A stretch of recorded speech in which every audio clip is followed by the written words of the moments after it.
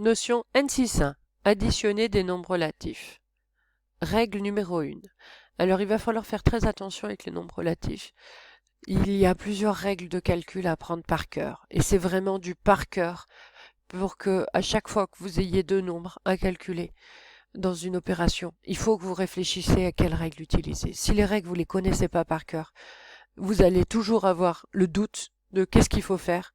Et si vous avez le doute, eh ben, des fois ça sera juste votre résultat et des fois ça sera faux et vous comprendrez pas pourquoi et vous aurez des grosses difficultés dès qu'il y aura des nombres relatifs qu'il faudra ajouter, soustraire, multiplier, etc.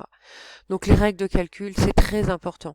Il faut les apprendre par cœur, il faut les réciter à chaque fois que vous avez besoin de faire un calcul pour vérifier que vous faites la bonne chose. Donc il faut vraiment, vraiment faire attention à ça. Donc règle numéro 1, pour additionner deux nombres relatifs de même signe. Donc d'abord, il va falloir regarder si vos deux nombres ont le même signe ou pas. Si c'est le cas, donc ça veut dire s'ils sont tous les deux positifs, tous les deux négatifs, on garde le signe commun et on ajoute leur partie numérique. Donc bien faire attention de faire la différence entre le signe et les parties numériques. Et ça forme le nombre. Exemple, plus, donc là on met toutes les parenthèses. D'accord, pour que ce soit vraiment clair, et puis on verra un peu plus tard dans le chapitre comment faire pour simplifier les écritures. Pour l'instant, on doit s'entraîner à calculer, et donc il y aura toutes les petites parenthèses. Donc plus 3,7 plus 5,4. Donc c'est bien une addition, donc vérifiez bien l'opération. On constate que les deux, il y a une faute de frappe, les deux nombres, ils sont de même signe. Donc c'est ce qui est important, de même signe, puisque la règle numéro 2, ça sera de signe contraire, qu'il n'y a que ces deux cas-là. Donc, la méthode, premier point, on garde le signe en commun. Ils sont tous les deux positifs, donc je garde le plus. Ensuite, la règle, c'est qu'on ajoute leur partie numérique. Donc je fais le calcul avec les nombres positifs, puisque ce sont les parties numériques, donc comme vous aviez l'habitude avant. Donc là, j'ajoute deux nombres décimaux. Ils ont le même nombre de chiffres après la virgule, donc je peux ajouter les chiffres en partant de la droite, en pensant aux retenues. La virgule, elle ne bougera pas. Donc 7 et 4, ça fait 11. Donc j'écris que 1, et on a une retenue. Je mets la virgule, qui est toujours un chiffre après la virgule ici. Ensuite, 5 plus 3, 8, avec la retenue, 9. Et maintenant, je résume ce qu'on a trouvé. Le signe, on a vu que c'était plus, et les chiffres, on a trouvé 9,1. Voilà, on passe au deuxième exemple. Moins 3,5 plus moins 7,2. Donc c'est bien une addition de deux nombres relatifs. On constate qu'ils ont le même signe. Moins 3,5 et moins 7,2 sont de même signe. Donc on garde le signe en commun. Ici c'est moins et j'ajoute les parties numériques. Donc bien faire attention, j'ajoute. Donc il y a plein de moins, mais c'est bien j'ajoute. Donc ils ont le même nombre de chiffres après la virgule, donc je peux commencer par ajouter les chiffres à partir de la droite. 5 plus 2, 7, la virgule elle reste là, et 7 plus 3, 10. Je résume. Le signe du résultat, on a trouvé que c'était moins, et la partie numérique, 10,7. On passe à la deuxième règle. Pour additionner deux nombres relatifs de signes contraires, vous voyez qu'il peut y avoir que deux cas, soit ils sont de même signe, 2 plus, 2 moins, soit ils sont de signes contraires, donc il y en a un positif et négatif, donc que ce soit le premier ou le deuxième, il n'y a aucune importance. Qu'est-ce qu'il faut faire? 1. On garde le signe de celui qui a la plus grande partie numérique. Donc il va falloir comparer les parties numériques, regarder quelle est la partie numérique la plus grande et garder son signe. Ensuite, on soustrait les parties numériques. Donc vous voyez, donc c'est là que c'est important. C'est une addition de deux nombres relatifs et pourtant on va faire une soustraction. Donc exemple, moins 3,7 plus 5,4. On constate que les deux nombres sont de signes contraires. Donc on garde le signe de celui qui a la plus grande partie numérique. Donc les parties numériques, c'est 3,7 et 5,4. Le plus grand, c'est 5,4 qui est positif, donc le résultat sera positif. On soustrait leur partie numérique. Attention, il y a aussi une histoire d'ordre. Donc je pars du petit pour aller au grand, parce qu'ici c'est une soustraction avec retenue. Donc j'écris déjà le moins, hein. On soustrait les parties numériques, donc la partie numérique la plus grande moins la plus petite, et je dois savoir faire une soustraction. Donc avec des nombres entiers ou des nombres décimaux. Donc ici je ne peux pas faire 4 moins 7, donc on fait le complément. Je vous rappelle que 7 moins 4 à l'envers, ça serait faux. Je n'ai pas le droit d'inverser les deux termes. Donc je pars du 3,7. Pour aller à 4, il manque 0,3. Donc là, je peux le noter au brouillon, 0,3. De 4 pour la 5,4, il manque 1,4. 1,4 plus 0,3, ça fait 1,7. Je résume. On a trouvé que le signe du résultat, c'était positif et que la partie numérique, c'était 1,7. Deuxième exemple, plus 3,7 plus moins 9,8. On constate que les deux nombres sont de signes différents ou de signes contraires, c'est pareil, puisqu'on n'a que deux possibilités.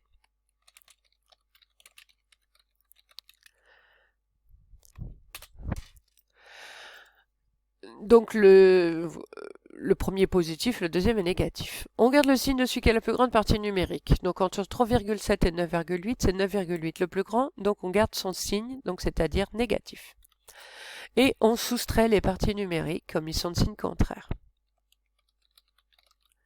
On écrit notre soustraction. Donc là, nous avons une soustraction sans retenue.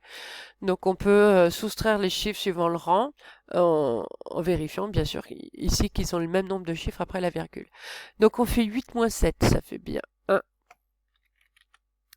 Et 9 moins 3, ça fait 6. Du coup on résume. On a trouvé le signe du résultat qui est négatif et la partie numérique. Voilà. Donc quand on va faire des exercices à chaque fois, il va falloir vérifier les deux règles et toujours vous poser la question. Même signe différent, qu'est-ce que je fais? Ça se fait toujours en deux étapes. D'abord on écrit le signe, ensuite on écrit les chiffres. Exercice d'application. Moins 25 plus moins 32. Ils sont tous les deux de même signe, donc j'applique la règle numéro 1. Ils sont tous les deux négatifs. Donc on garde le signe en commun, qui est moins. Donc je force mon cerveau à faire du monotâche, des petites tâches les unes à la suite des autres. 1, je regarde s'ils sont de même signe différent. Première tâche. 2, j'applique la règle. La règle, il y en a deux. Il y a deux petites parties. Donc là, on a repéré qu'ils étaient de même signe, donc je fais la première partie. On garde le signe en commun, c'est fait. Ça, c'était la deuxième étape. Troisième étape, on ajoute les parties numériques. Donc j'ajoute 25 plus 32. Donc 5 et 2, ça fait 7. Et 3 plus 2, ça fait 5. J'ai terminé. Et donc j'ai bien fait la méthode avec 3 étapes. B. Plus 51 plus moins 38. Je regarde s'ils sont de même signe, sont si différents. Première étape. Ils sont de signes différents. Plus 51 est positif, moins 38 est négatif.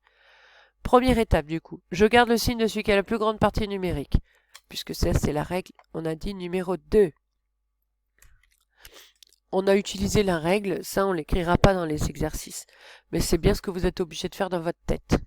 Et je répète, il faut vous forcer à faire la méthode que je vous donne pour forcer votre cerveau pour qu'il le fasse à chaque fois pour que ça devienne un automatisme. Plus vous forcez votre cerveau à le faire en vous posant les mêmes questions, plus vous allez rentrer dans votre mémoire procédurale, donc la mémoire à long terme. Et vous n'aurez plus besoin de réfléchir, votre cerveau calculera juste et bien. Mais encore une fois, ça demande beaucoup d'investissement puisqu'il faut apprendre les règles par cœur et il faut se forcer à l'appliquer à chaque calcul. Et donc il faut s'entraîner jusqu'à ce que ça devienne un automatisme. C'est sûr que c'est pas en faisant que 4 calculs que ça va devenir un automatisme.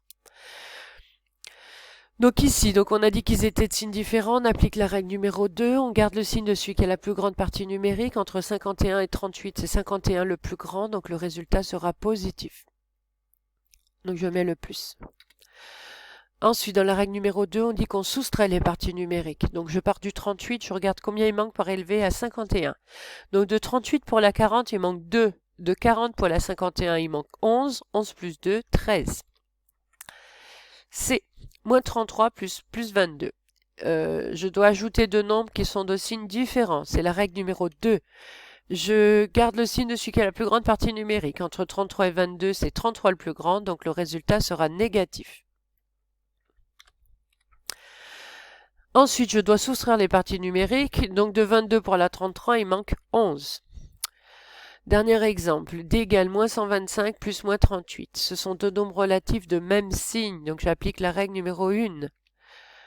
Je garde le signe qui est en commun, donc c'est négatif puisqu'ils sont tous les deux négatifs. Et j'ajoute les parties numériques. Donc 38 plus 125, donc 8 plus 5, ça nous fait 13, donc on écrit 3 et on retient 1. 3 plus 2, ça fait 5, avec la retenue, ça fait 6, et ensuite il y a les centaines, on a 1 plus rien. Voilà. Ensuite, autre exemple, donc je vous invite à regarder une autre vidéo où vous avez d'autres calculs, toujours en s'entraînant à faire les 3 étapes. Propriété, la somme de deux nombres relatifs opposés est égale à 0. Donc on a vu ce que c'était des nombres relatifs opposés, donc ce sont deux nombres qui ont la même partie numérique mais des signes différents. Donc voilà, donc plus 8 plus moins 8, bah, ça fait 0. Donc 0 c'est le seul nombre qui a ni plus ni moins. Donc moins 27 et plus 27, ils sont opposés. Et moins 1254,3 plus 1254,3, il n'y a pas besoin de calculer, ça fait 0. Donc ça c'est très important, parce que quand on va faire des sommes, là on vient de voir des règles de calcul pour ajouter deux nombres relatifs. Je vous invite à voir la vidéo qui suit sur la méthode pour ajouter plusieurs nombres relatifs. Et donc, on a le droit de changer l'ordre des termes dans une somme de termes, dans une addition. Et donc, il y a une méthode où il faut faire attention. Si jamais j'ai deux nombres relatifs, c'est bien judicieux de les mettre à côté pour voir que ça fait 0. Ça fait un calcul de moins. Donc voilà. Donc regardez bien la vidéo pour voir comment on fait quand on n'a pas deux nombres ajoutés, mais 3, 4, 5, 6. Voilà. Donc là, la notion est terminée.